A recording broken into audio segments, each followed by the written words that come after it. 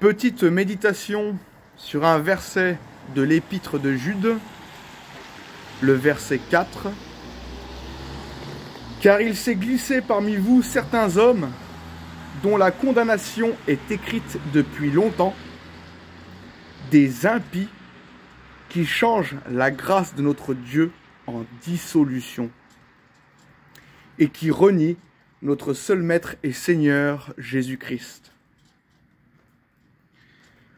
Donc, ce verset, il est assez intéressant parce que Jude nous dit qu'il s'est glissé parmi vous certains hommes, ok, donc sûrement au travers des églises de l'époque, et dont la condamnation est écrite depuis longtemps.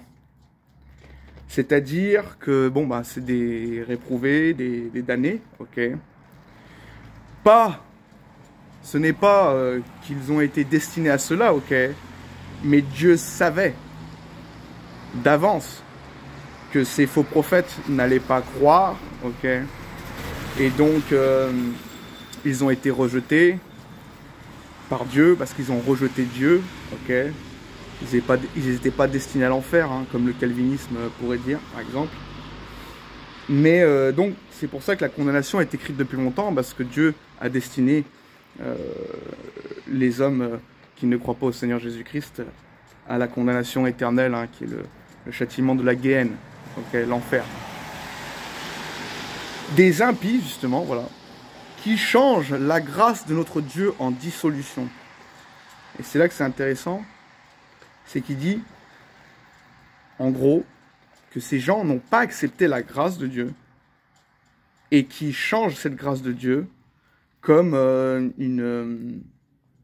quelque chose, par exemple, d'infâme, ok.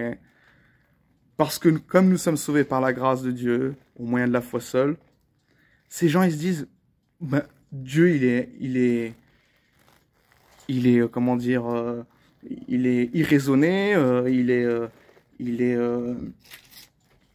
comment ça, comment puis-je l'exprimer, je pourrais dire, il cautionne le péché, en gros. Parce que souvent, ceux justement qui ne croient pas au salut par la grâce, ok, vont vous dire, ben attendez, si vous êtes sauvé, une fois sauvé, toujours sauvé, si c'est cela, alors dans ce cas-là, vous pouvez faire n'importe quel péché, vivre dans la débauche, etc. Et donc, au lieu d'accepter la grâce de Dieu, ok, et de se reconnaître qu'ils sont pécheurs et qu'ils ont besoin d'être sauvés seulement par la grâce de Dieu, par la foi seule, et ben, ils vont trouver ce prétexte en disant, bah non, moi je vais me justifier par mes œuvres, je vais me justifier selon ma droiture, selon ma justice, et justement, ils changent la grâce de Dieu en dissolution, en disant, ben dans ces cas-là, alors jetez-vous dans le péché, vautrez-vous dans le péché, etc. Et donc, c'est avoir un esprit pervers de, justement, de ne pas accepter la grâce de Dieu et de dire, justement, que Dieu, en gros, parce qu'il nous sauve par grâce, que finalement, il cautionne le péché ou qu'il nous donne la licence du péché, comme certains disent, ok. Et ce qui est intéressant, c'est, on le voit aussi dans Romains 3, verset 8, Paul avait déjà ce genre de personnes, ces personnes qui vont être justifiées par leurs œuvres et qui, justement, disaient « Et pourquoi ne ferions-nous pas le mal ?» Okay, dans Romains 3, verset 8, « Et pourquoi ne ferions-nous pas le mal afin qu'il en arrive du bien, comme quelques-uns qui nous calomnient prétendent que nous le disons. La condamnation de ces gens est juste. » Donc Paul, justement, il leur reproche le fait que ces faux prophètes, hein, ces opposants, disent justement pourquoi ne ferons-nous le mal afin qu'il en arrive du bien, comme si parce que Dieu nous a sauvés par grâce, dans ces cas-là, ben allez, faisons le mal, et puis voilà, tout azimut, quoi, c'est bon, c'est un laisser-passer au péché. Non, non, c'est pas parce que nous sommes sauvés par grâce au moyen de la foi seule que Dieu aime le péché, que Dieu cautionne cela, ok? Dieu nous condamne pour ces choses-là. Pas pour l'enfer, mais Dieu nous punit sur la terre, ok? Une fois qu'on a cru au Seigneur Jésus-Christ, Dieu veut qu'on marche selon l'esprit, qu'on marche dans une sanctification pratique, ok? Il désire tout ça, ok? C'est même pas, c'est même un commandement, ok? C'est même pas négociable. Mais nous ne sommes pas justifiés par cela. Donc, si même quelqu'un vit dans le péché et fait des péchés graves, il est quand même justifié, ok? Par la grâce de Dieu. Et donc, dans Jude 1,4, on continue, il dit « Et qui renie notre seul Maître et Seigneur Jésus-Christ », ok? Donc, il le renie, c'est-à-dire, c'est pas qu'ils l'ont connu, ok? C'est une façon de... C'est un style littéraire, hein, dans le verset qui dit justement « Ils ont nié », ok? Renié dans le sens, ils ont nié le seul Maître et Seigneur Jésus-Christ, ok? Donc, ils ont nié la grâce de Dieu en disant que, bon, bah, dans ces cas-là, au lieu de l'accepter et de recevoir justement la grâce de Dieu et d'être justement, comment on appelle ça, d'être reconnaissant de cela, ils sont ingrats et ils disent oh ben dans ces cas-là alors Dieu en fait nous pousse à pécher quoi. Donc ces gens, ces impies, ces faux prophètes, ces faux chrétiens changent la grâce de Dieu en dissolution, ok. Et donc ils ont renié notre seul Maître et Seigneur Jésus-Christ, ok. Ils n'ont pas cru en lui, ok. En sa bonne nouvelle. Donc c'est pas parce que nous sommes sauvés, ok, par la grâce de Dieu, par le moyen de la foi, que nous disons vautrez-vous dans le péché, vivez n'importe comment, ok. Absolument pas. On dit pas ça, ok. Par contre, oui, tu es justifié, même si tu vis dans le péché. Mais nous ne sommes pas en train de dire Amen à cela, ok. Et d'ailleurs, c'est ce que Paul dit dans Romains 6, verset 15. Il dit, quoi donc? Pécherions-nous parce que nous sommes non sous la loi, mais sous la grâce? Loin de là, ok. C'est pas parce que nous sommes sous la grâce de Dieu que nous ne sommes pas condamnés par la loi, parce que nous sommes sous la grâce de Dieu, que nous disons, allez, péchons, hein, jetons-nous dans la débauche, dans la dissolution, en faisant n'importe quoi, ok. Loin de là, je veux dire, c'est une pensée perverse de nous faire dire ce qu'on ne dit pas, ok. Romains 6, versets 1 et 2, que dirons-nous donc? Demeurerions-nous dans le péché, afin que la grâce abonde? Loin de là. Nous qui sommes morts au péché, comment vivrions-nous encore dans le péché? Ok, Paul, il est en train de dire, les gars, à l'église à Rome, hein, au Épître aux Romains, il leur dit, écoutez, c'est pas parce que nous sommes sauvés par la grâce que nous allons demeurer dans le péché, ok? Non, loin de là. Nous qui sommes morts au péché, donc c'est-à-dire quand Christ est mort à la croix pour nos péchés, c'est comme si nous étions morts, ok? Jésus-Christ est mort à notre place, ok?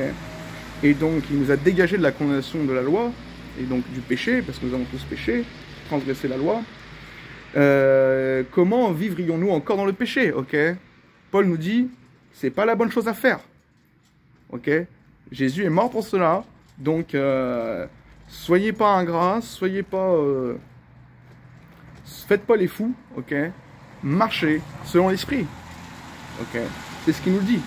Ne marchez pas selon la chair, ne marchez pas dans la transgression de la loi, ok? Après, comme je dis, si quelqu'un marche selon la chair et qui pêche trop, etc., fait de graves péchés, qui s'arrête jamais même, il reste quand même sauvé.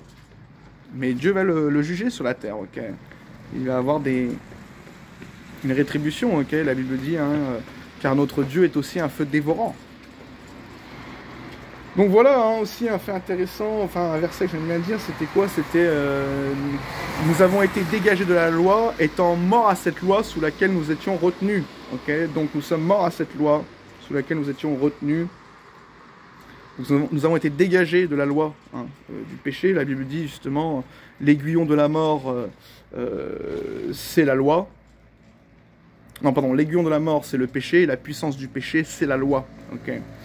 Donc, le péché n'a plus de pouvoir sur nous. Okay. Paul nous dit encore dans Romains, il explique, il dit comme ça, il dit le péché n'aura point de pouvoir sur vous, puisque vous êtes non sous la loi, mais sous la grâce. Okay. Donc, le péché n'a plus de pouvoir de condamnation sur nous. Okay. Donc, quoi que nous fassions, nous ne pouvons pas perdre le salut. Par contre, c'est pas ce que la Bible enseigne. La Bible n'enseigne pas, ne cautionne pas que nous devons pécher et que ne pas en faire une. Et comme certaines personnes nous disent justement, et c'est ce que Paul nous dit dans Romains 3,8, et pourquoi ne ferons-nous pas le mal afin qu'il en arrive du bien, comme quelques-uns qui nous calomnient prétendent que nous le disons. La condamnation de ces gens est juste. Et donc justement, la condamnation de ces gens est juste, comme dans Jude 1, verset 4, il est dit que dont la condamnation est écrite depuis longtemps. Il y a bien j'aime bien la parole de Dieu, les concordances, quoi. Et donc, non, nous disons pas que c'est pas parce que nous sommes sauvés par la grâce au moyen de la foi seule, sans les œuvres de la loi, que nous disons allez-vous vautrer dans le péché, Non, loin de là. Mais nous disons que celui qui croit au Seigneur Jésus-Christ, qu'il vive à fond dans le péché, qu'il fasse un peu n'importe quoi, même des gros péchés, il reste quand même sauvé. Mais ce n'est pas la bienséance chrétienne, ce n'est pas ce que Dieu veut, et c'est ce que Dieu condamne dans sa parole, Donc ceux qui veulent vivre n'importe comment, ouais, ils restent sauvés s'ils ont cru au Seigneur Jésus-Christ, mais ils vont avoir des disciplines sur terre, Dieu va les châtier, Car le Seigneur châtie celui qu'il aime et il frappe de la verge tous ceux qui le reconnaissent pour ses fils. Donc voilà, en gros, pour terminer, ces gens changent la grâce de notre Dieu en dissolution, c'est-à-dire au lieu de l'accepter cette grâce et de dire ouais, nous sommes tous pécheurs et ben amen, parce que sinon personne ne pourrait être sauvé, et ben ils disent ah ben alors en ces cas-là, Dieu cautionne le péché, Dieu nous demande de se vautrer dans le péché, alors non. Et donc ces gens vraiment changent la grâce de notre Dieu en dissolution. Donc ce sont des impies, des faux prophètes. Ils rejettent le Seigneur, ils rejettent le salut par la grâce de Dieu. C'est déjà 12 minutes de vidéo, je vous laisse, c'était une petite méditation sur ce verset. J'espère que vous me comprenez, des fois j'ai un peu de mal à m'exprimer, même si ma pensée, je comprends ce que je dis, mais peut-être les auditeurs comprennent pas bien ce que je dis. Bon, enfin bref, mettez-moi un commentaire dans la section, là, commentaire, si vous comprenez ce que je dis, voilà. Bon, soyez bénis, à une prochaine vidéo.